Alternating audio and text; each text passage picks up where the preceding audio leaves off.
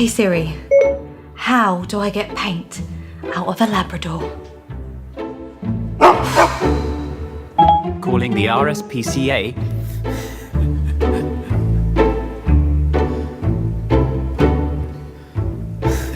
Hey, good morning, everyone. It's great to see you. Great that you're joining us online too. Thank you for that. My name's Steve, and I love the chance to speak here on Sundays. The little video that we've just now seen at the start of this talk just reminds us that however we go through life, there are always questions that come up, and we're always really keen to find an answer. And that's where Siri is so helpful, because you can just say, "Hey Siri," and you can ask your question, and it will come back with all kinds of information for us. But what we've discovered is that there are some things that Siri can't answer. Because Siri can give information, but it can't give wisdom. And so we are looking at a very short letter that you find in the latter part of our Bibles called, the letter called James.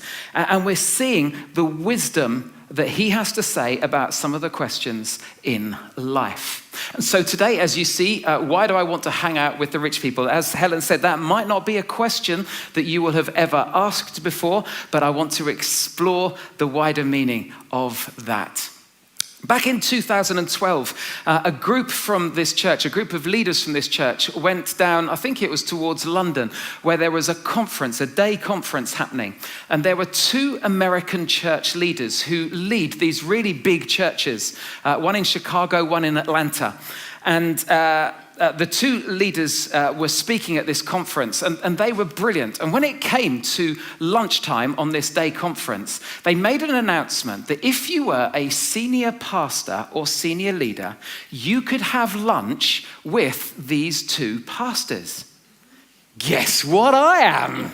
And so I was so chuffed to hear this. And so anyway, so I made my way through the door, which they said would lead, and I went into another room, and there were all of these tables laid out, and I was just thinking, but Fenning won't be on one of theirs. And then when I looked, Steve Fenning, unknown church leader. Andy Stanley, one of the church, I was on his table. And do you know what? I was so important. There was something inside of me that was saying, Fenning, you've made it. You're on the big pastor's table. And when I came out and people said, how was it? I go, oh yeah, that was fine. That was fine. You know, I tried to play it really cool, but inside there was something that just made me feel important. Also, a few years ago, I went with my friend Steve Miles. We went to the Golf Open. It was at Sandwich in Kent, and we arrived really early, and we started following players around. And we're having a great time at the British Open Golf Championship. A couple of years before we had gone, there was a lady, an ex-golfer called Katrina Douglas, who had come and she had spoken here at this church. She'd done some coaching with regards to golf. And so we'd kind of got to know her on her 2 visits to this church. And as we were walking around, we noticed Katrina Douglas, and she was commentating for Radio 5 Live. And so Steve and I called out, Katrina, and she looked up and she spotted, and fortunately she recognized us. So we went under the rope and we went into the area where only players and commentators can go. And you have no idea how much I was looking around to make sure that people had spotted that I was standing with Katrina Douglas in the area that only players... I feel a little embarrassed to tell you those stories because you need to know that is pathetic. I know it's pathetic, but honestly, it was what was going on inside of me. There was something attached to important people that made me want to be with them and helped to make me feel important. Why do I say that? Well, I don't know if you're aware, but every time you meet someone, you have a perception of what that person is like. And various things will go through your mind, and it goes through my mind, as to whether you like the person or not, whether you have something in common with them, whether there's this natural bond, or whether you think, that's a person I don't want to spend any more time with, and you look to try and get away as soon as possible. Now, that happens for all of us. We all do that, It's a natural response. And what we forget is that everyone else is doing that about you and about me. So when you sat down next to the person that you did today, thoughts went through your mind. Just tell the person what went. No, not really. I'm only joking. I'm only joking. Don't do that. Definitely don't do that. But what happens is that it is so easy to categorize certain people and to be drawn to some and wants to kind of step away from others. And that happens in school playgrounds, that happens at work, that happens when we socialize as well. And the sad thing is that it does go on within church life. We do this. It's partly because we're human, but we just do it in whatever context we find ourselves. And what lets us off is that 2,000 years ago, that's what was happening in the life of the very early church in Jerusalem. And there was this leader of the church in Jerusalem, his name is James, and he has something to say about it. And the verses that we're going to be looking at today are slightly uncomfortable. To start with, you're going to think, well, it's not really relevant to me. But as we look at some of the principles that James picks up on, we will see how relevant it is to you and to me. And so James, in this little section where he picks up on this, at the start of chapter 2, he says this. He says, dear brothers and sisters, or my dear brothers and sisters. It's as if he's saying, I've got something important to tell you. Because this has come up, he's used this phrase time and time again. He's saying, I've got something important to tell you, and we're in this together, so I get it, but you need to listen. He says, my dear brothers and sisters, then he goes on to say this, how can you claim to have faith in our glorious Lord Jesus Christ? So he's kind of building up for something here, isn't he? He says, how can you claim you have faith in Jesus? And then he finishes it off by saying this, if you favor some people over others. If you favor, do you know what? This, to start with, they kind of think, nah, favoritism isn't that bad. Do you know, when my kids talk about who's the favorite child of Sarah and I, it's really interesting. So they all think that Alice is my favorite because she works for a church. Yeah, okay, that's my middle girl. Everyone thinks that, or they all think that Sarah's favorite is Rachel. And they all know that Sam is my parents' favorite. Because my mum cooks custard creams or bakes custard creams for Sam at a drop of a hat. It's true, isn't it? My mum, see, she's hanging her head in shame just over there at the moment because she knows that it's true. Anyway, favoritism. What is favoritism? Favoritism is choosing one person over another based on either personal preference. So I get drawn to that person. There's something about that person that I like, and so therefore I will go towards that person rather than someone else. Or through prejudice, that there's something about that person that makes me feel uncomfortable. There's something about that person that I don't like very much, so I'm going to stay away from them. Or because I think that I can gain something from them. That's why I said, and I didn't even know I was going to say it, there was Steve Fenning, just any other church leader, and Andy Stanley. Because I gain something. I feel more important. Do you get it? Yeah? And so there is often, we can gain something from someone. So therefore, we head towards them. We gravitate towards some and not others. And what James is saying is this. He's saying, my brothers and sisters, in other words, fellow Christians, people who have been chosen by God, loved by God, forgiven by God, adopted by God. Why? So that we can be one family. And here you are categorizing people and separating people off as to who you want to spend time with and who you don't want to spend time with. He says you're doing that which goes against everything that God has done for you. And he says what without meaning to, you set up categories of value on people that God doesn't recognize.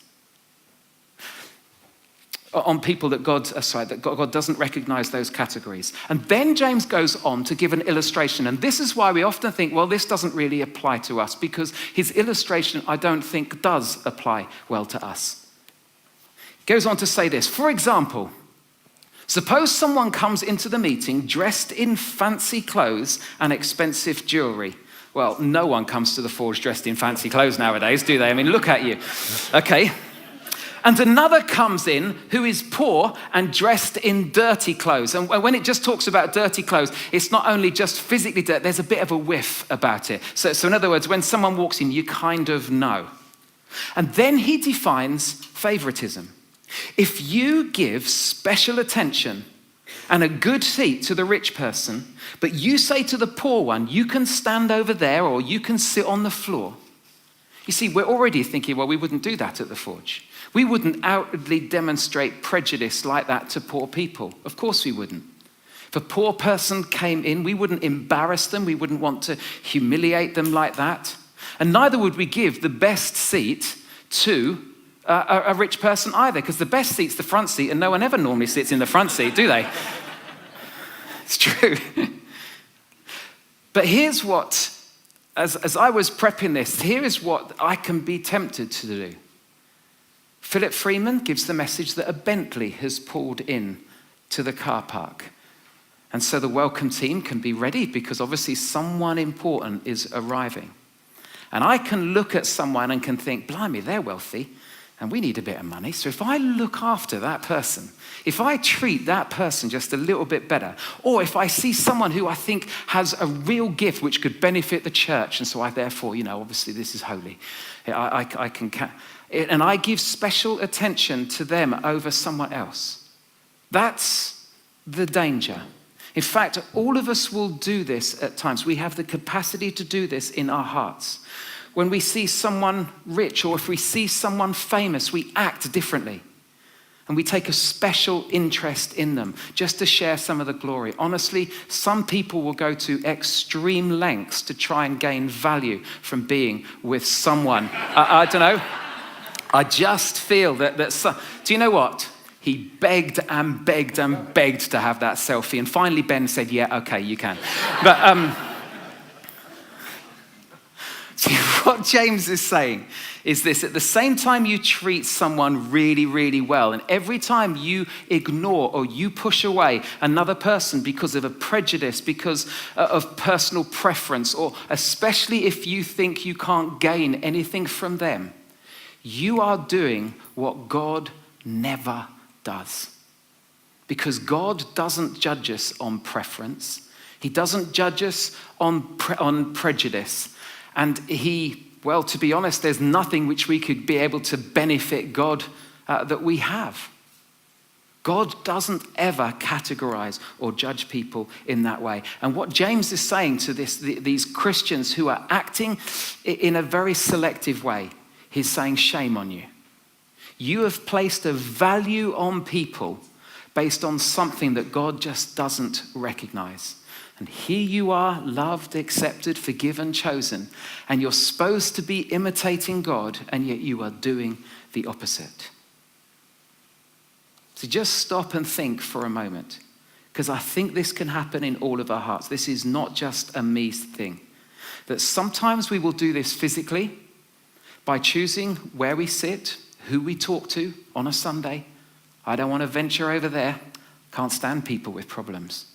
I don't want to venture over there. They're always moaning. I don't want to venture over there. They're just stuck up.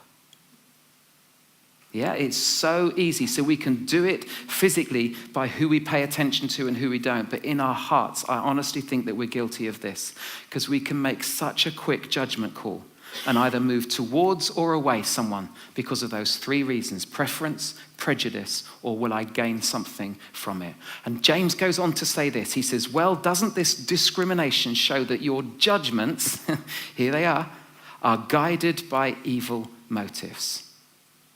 He says, you've become judges. Who here is judgmental? No, none of us are judgmental. We don't like to, and yet all of us make judgments on other people. We've drawn a conclusion.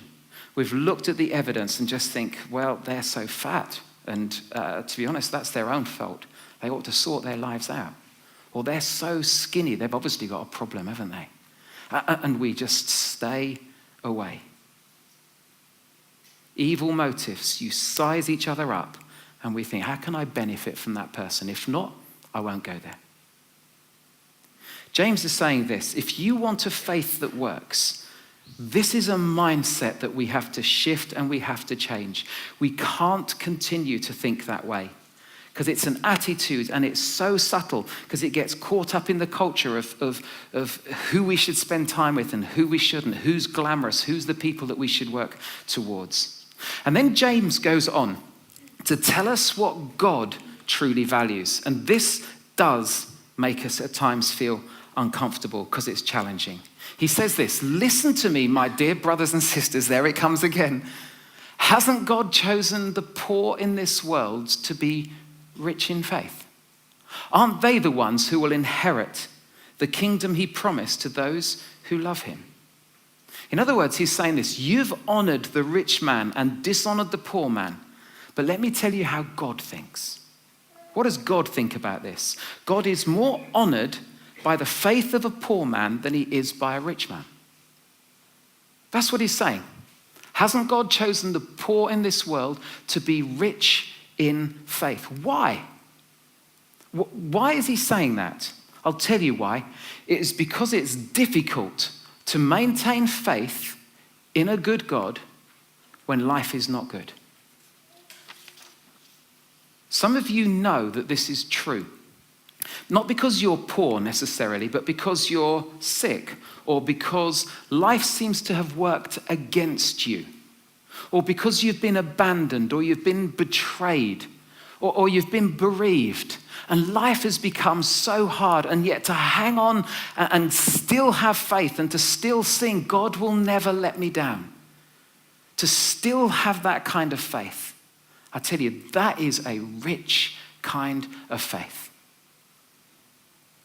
That's how God sees value and faith. So for those who are poor, he says they will have a special inheritance.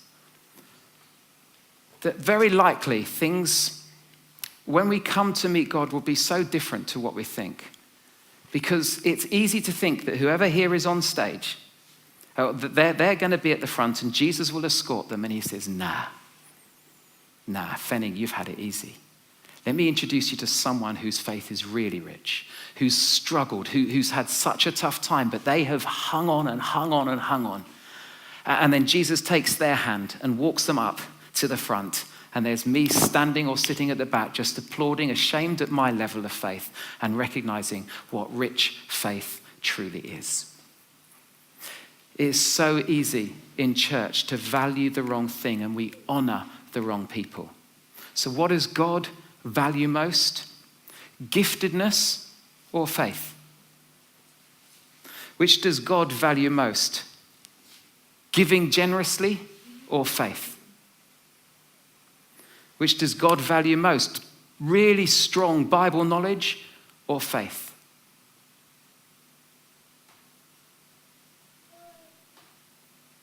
Without faith, it is impossible to please God. So what does God value? God values faith. Faith in him. See, it's not without faith or not without giving it's impossible to please God. It's not without giftedness that it's impossible to please God. It's not without Bible knowledge that it's impossible to please. It's without faith. So James says, you dishonor the poor. You've insulted the poor. You've insulted the very ones that God honors the most because of their faith in him. And he said, isn't it the rich who oppress you and drag you into court? Aren't they the ones who slander Jesus Christ, whose noble name you bear? In other words, the rich in that culture were the only people who had influence. They had the power. It's not that much different than today. And Jesus says, church, you've got it wrong. And as in preparing for this, I think the confusion comes that if you only stay with rich and poor, it's really easy to think, well, that doesn't really apply to me because I'm happy to hang out with both rich and poor people. The problem comes is that all of us will have different groups of people or different situations that we feel uncomfortable about or we will have a slight prejudice against. So maybe, let me just read out some. Maybe for some of you, you struggle with rich people because you just feel they're beyond you, so you're not going to go anywhere near them. Maybe you struggle with poor people. Maybe it's with fat people because it's their own fault, or skinny people because they've obviously got a problem. Maybe it's black people. Maybe it's immigrants. Maybe it's divorced because they obviously can't do relationships very well. Maybe it's single mums because they definitely haven't been able to do relationships very well. Or maybe it's bad taste in what people wear and think, I am never going to be seen with them, not dressed like that. Maybe it's stay-at-home mums because they can't do much else, or stay-at-home dads because they definitely can't do much. They're not really man enough to work properly. Maybe it's working mums who obviously don't care for their kids. Maybe it's those who go to private school because they've got far too much money anyway. Maybe it's addicts, and we just want to stay away from them because they've got themselves in that situation. So if they come to us, maybe it's the homeless, it's their choice. It's the working class. Maybe it's the middle class because they're snobbish. Maybe it's people who have become successful from nothing, and they must have done that in a dodgy way because no one is able to make that kind of money if they've stayed correct. Do you see, it won't be long before you come across someone who represents that characteristic and that you have an attitude about. Because this church is a wide-ish church. And God says, you were messed up, you were broken, you were sinful, and I reached out and I saved you. And now you come to be family together. Remember, dear brothers and sisters, and you categorize people and you make judgments on people based on fashion and on skin color and on nationality, and you draw conclusions on people that you don't know well. And God would say, what if I treated you in the same way? So Jesus, who has made us one, and then we try to categorize and separate people. James, fortunately, goes on to give the solution to this. I love this. I love what he has to say on this. And I'm really glad the solution isn't, you've just got to like people that you don't like. That's not what he says. This is what he goes on to say. He says, yes, indeed, it's good if you obey the royal law as found in the scriptures. And then he picks up on one of the two of the royal law. The first one was love God with all your heart, mind, soul, and strength. And the second one, which is here, is love your neighbor as yourself. So what James is saying is this, is that when you and I run into a person that we would tend to judge or that we would run away from because they make us feel uncomfortable, or when there are two people and you choose one because you just identify more with them than with the other person, there's a simple thing that we need to do based on the teaching of Jesus.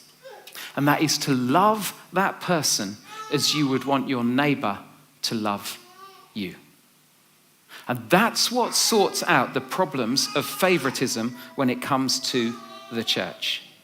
The health of a church, honestly, is determined by this: how much we love God and how much we love each other. And it's as simple and as difficult as that. So how do we do that? Well, in a sense, we have to see people through the lens of Jesus. That's what we have to do to start with. And we need to think and act differently. A man called Tim Cooper, who I got to meet out in Atlanta, he put a very short little video together, which I think is brilliant because it helps us to expand what he calls the moral circle. Take a look. Let's just say this is you. You're the big red person. All these people around you are just the people that you come in contact with. Some are people that you're friends with. Some are just, the checkout person at the grocery store. Everyone has a moral circle. And all that means is that the people that are most central to you there are going to get your most love, and they're the people that you're going to be nicest towards. Okay, how many of you here have waited tables? So you guys know what misery that is. I have waited tables also. Imagine a friend, a family member, somebody you really care about is going to start waiting tables. They go through the whole training process. You get a group of people together. You go, you sit in their section. You're all excited, first night. And they come over and they are just sweating bullets. Right? What do you say to them? Oh, don't worry about us. Don't worry about us. Don't even worry about it. We don't even need drinks. I don't even like water. It's fine. We're fine. I don't even like this. An hour later, they come over and take your order. you ordered steak, in front of you is cod. It's great, you love cod. Cod's terrific. We're gonna eat this. This is gonna be great. And then what do you do at the end of the night? You over-tip them, don't you? You over-tip them. Now, imagine that same scenario and you have no idea who this server is.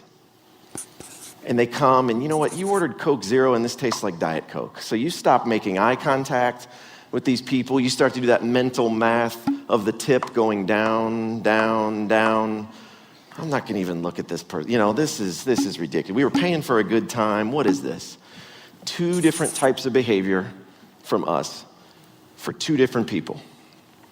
One is your mom, one is your friend, one is your brother, the other one isn't. But the other one's somebody's mom, the other one's somebody's friend, the other one's somebody's brother. Why do we justify two different types of behavior for people that we come in contact with? We show kindness to our kind, meaning the people that are inside that circle are generally gonna be people that you think are your kind. Ethnicity, background, financial status, age, orientation, family member, skill set, you name it. These are the people that I am gonna give my most love to. Just imagine with me, how different would your world be if you just expanded your moral circle? What if all of a sudden the people in your church were known for treating other people in their society like family? What would that do to you? What would that do to your church? What would that do to your life and your heart? Brilliant, isn't it? Because what if we were to do that? Rather than categorize people and think, I don't want to go there, that we extend our moral circle and we start to treat those that at times might make us feel uncomfortable, but we treat them like family. Why did Tim pull that together? Why is James picking up on this? Well, it's because the world thinks that us religious people just spend time with people who are like religious. But that's not what Jesus did. And that he spent his days with messy people, with people who were not like him. And so the rejected, the poor, the prostitute. What Jesus did was never to show favoritism, but he would often have this bias towards people who were very different to him, but where he saw the potential of, or he saw amazing faith. Remember that quote that we've mentioned several times, that people who were nothing like Jesus liked Jesus, and Jesus liked them back. Why? Because Jesus didn't go around thinking, well, I don't like them very much, or they're not my kind. So what Tim Cooper is saying there within that video is you and I need to extend and expand our moral circle, which changes then how we interact with each other. And if we want to be an inclusive church, if we want to be a church that unchurched people love to be part of, then you and I have to extend our arms and we have to be going out of our way to be with people, to not show favoritism, but to extend love to those that perhaps we've always kept a distance from. James goes on to say this: if you favor some people over others, you are committing a sin. You are guilty of breaking the law. So this is no small thing. He's saying this, you have to deal with it. You have to confess it. You have to choose to love in a way that you would love to be loved by others. It's following Jesus' example, which is why all of this still comes back to what it means to have a faith in Jesus, that Jesus is our cornerstone. He's the one who set the example. He's the one that we follow. He's the one that we imitate in life. And Jesus did this brilliantly. And you and I can do this brilliantly too, if we look to him. James goes on to say this. He says, so whatever you say or whatever you do, remember that you will be judged by the law that sets you free. So he says, stop judging others because you're going to be judged. And then he finishes with this: there will be no mercy for those who have not shown mercy to others. But if you have been merciful, God will be merciful when he judges you. The New Testament, the New International Version says this, is that mercy will triumph over judgment. So next time you see someone who is not your kind, not the person that you've always kept a distance from, James is saying, mercy over judgment. Don't judge them. Show mercy to them. Extend the moral circle. So let me just ask you as I finish. The band are going to come and lead our final song. Who do you dislike, or who do you avoid, or who do you disregard? Who is it that you will feel uncomfortable with and that you've made judgments about? I tell you, be aware of what we're like. Be aware of our hearts. And then take a step forward and to do what James said, which is to recognize that I've sinned. And to confess that to God and to say, God, would you change my heart and would you change my actions and my attitude? Would you be the cornerstone from which my life is built? And instead of heading the other way, even when we have drinks today, extend your moral circle. Speak to people outside of your friendship group. And let's be a church community, so that whenever someone who wouldn't normally go to church, an unchurched person, comes, they love being part of us. Because they're not judged, but they're welcomed and they're loved. And we love them just as we want to be loved by our neighbor. Let's stand. Let's stand. Jesus, thank you that this is not abstract, what we've been thinking about of favoritism and of avoiding some people and not others. Jesus, you demonstrated what it means to live a life where you have no favorites, but that you reach to people who are so often neglected or don't feel a part of things. You included them. Would you help us individually? Would you help us as a church to reach our arms out wide, to expand our moral circle and to treat more and more people like family, so that whoever comes who isn't used to church or isn't used to faith being lived out, that they might receive such grace and mercy and love and acceptance. And Lord, even within our church community, would you help us to do that? To extend our love to people who we wouldn't naturally meet with or wouldn't naturally be drawn to, but that, Lord, that we can show love to.